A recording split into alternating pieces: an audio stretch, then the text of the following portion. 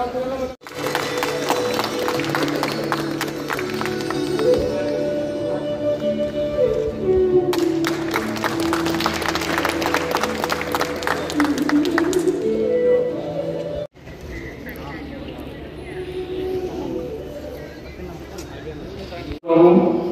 বিধায়ক সম্বোধন চাকমা আমরা সকলেই কিন্তু কলিগ।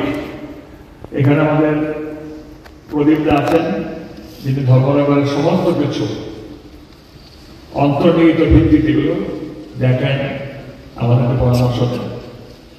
যুব মোর্চার বিভিন্ন লেভেলের বিভিন্ন স্টেজে আছেন। এখানে আমাদের জেলা সভাপতি শ্রী কাজল দাস বাবু আছেন। এখানে যারা এসছেন কিংবা এসছেন, আমি খুব খুশি এই কারণে,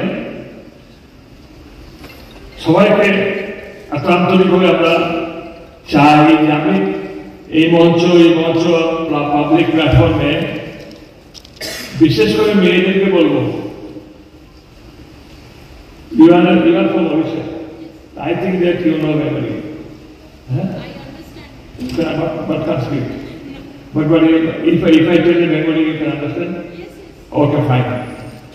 তোমরা দেখো, she has come from Odisha. Which place? Bhubaneswar, capital. ধর্মনগরের একটা মেয়েকে তৈরি করতে পারলাম না। আমার রাজনৈতিক জীবনে 42-43-44 বছর চলে। একটা ভালো বক্তা তৈরি করতে পারলাম না। আমাদের যুব মোর্চা হোক, এবিপি হোক, বিজেপি থেকে হোক, আপ্রাণ চেষ্টা করি।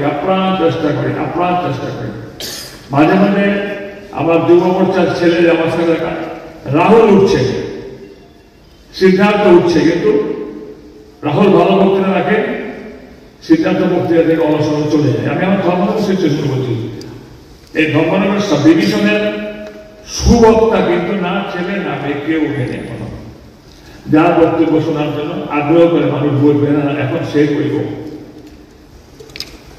আমি অমিতাভ কোথায়, অমিতা দেখেছি, ওর মেয়ে ক্লাস 11-12 পড়ে।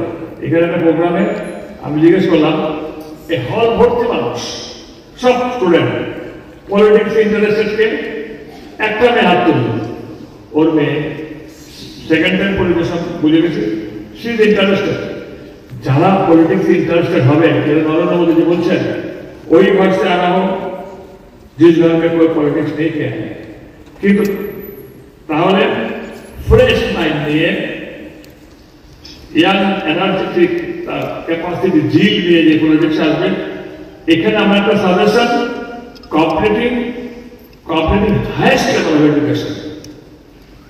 এখানে আমি একটা এমন কথা বলেছিলাম, সেদিন ছাত্রছাত্রী হাসলো, খুব কুটুকুটি হেসে। আমি বললাম, দেখো একটা স্টেটে